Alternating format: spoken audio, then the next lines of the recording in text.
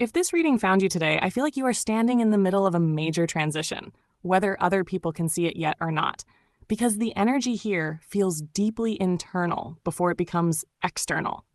And with the Knight of Pentacles on the bottom of the deck, Spirit is immediately showing me someone who has been trying to stay grounded, practical, and consistent while everything around them, or inside them, feels like it's changing.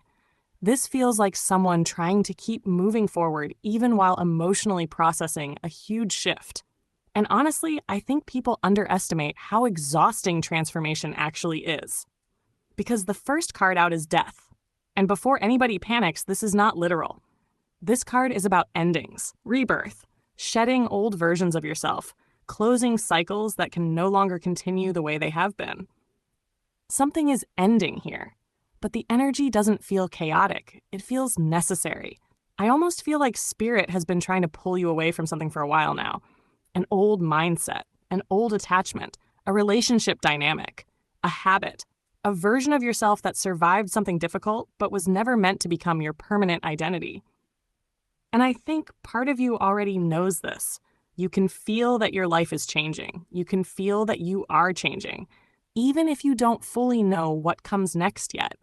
Death is one of those cards where life starts asking, are you ready to release what no longer fits? And I think that's uncomfortable because the next card is the Five of Wands. There's conflict here, inner conflict especially. Your mind pulling you in different directions. Overthinking, second-guessing yourself.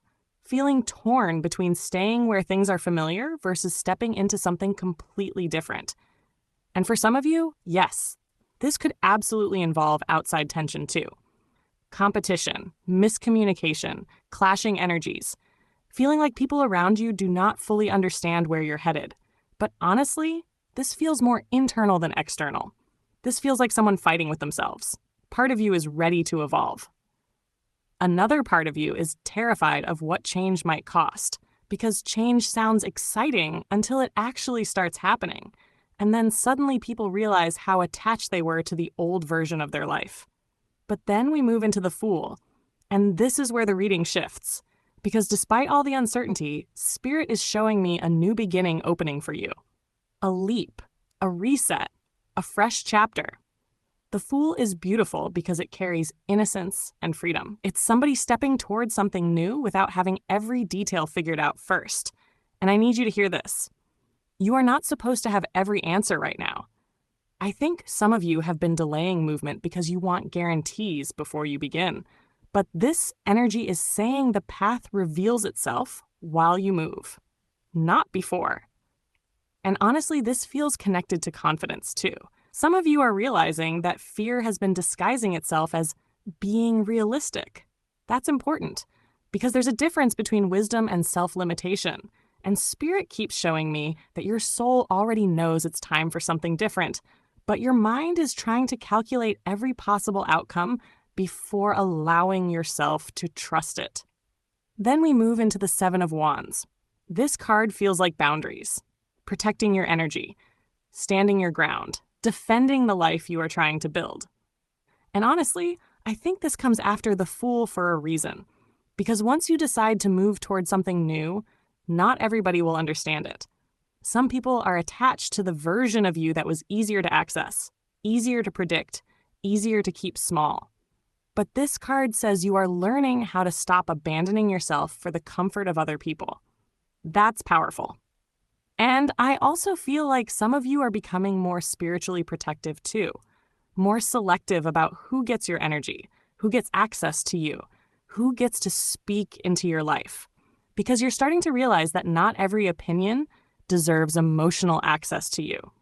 And honestly, I think this boundary energy is overdue. For some of you, the old cycle you're leaving behind involved over-explaining yourself, over-giving, or constantly trying to prove your worth. But your energy now feels different, more aware, more guarded, more intentional. Then we get the Two of Swords. And this tells me the biggest blockage here is still indecision. There's something you already feel deep down, but you may still be avoiding fully confronting it. This card feels emotionally paused, like somebody standing between two paths trying to avoid making the wrong choice. And I feel like Spirit is saying, the longer you avoid the decision, the heavier the energy becomes. Because staying stuck is also a decision. And I know that's not always easy to hear, but this reading feels very honest. Some of you already know what needs to change. You already know what chapter is ending. You already know where your soul wants to go. But fear of uncertainty is making you hesitate. And honestly, that makes sense. The Death card and the Fool together are huge energies. One is an ending, one is a beginning. You are literally being shown the space between who you were and who you are becoming. That's not a small transition. But underneath all of this is the Knight of Pentacles. And this is what I love about your reading. Because despite the fear, despite the emotional conflict, despite the uncertainty, your energy still feels steady, slowly moving forward, slowly building, slowly becoming more aligned. The Knight of Pentacles is not impulsive energy. It's disciplined, reliable, intentional. This tells me your life is not falling apart the way your fears may sometimes convince you it is. Your life is restructuring. There's a difference. And honestly, Spirit keeps showing me that this next chapter may unfold slower than your emotions want it to. But that's because it's meant to last. This is not reckless transformation. This is grounded transformation. And I think that's why this reading feels so significant. Because you're not just changing circumstances, you're changing your relationship with yourself. You're learning how to trust yourself, choose yourself, protect your peace, move forward even without certainty.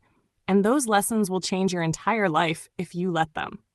So if this reading resonated, take what connected and leave what didn't. But this genuinely feels like a crossing point between an old identity and a new one. And Spirit keeps repeating, you cannot step into your next chapter while gripping the remains of the last one. Something new is waiting for you.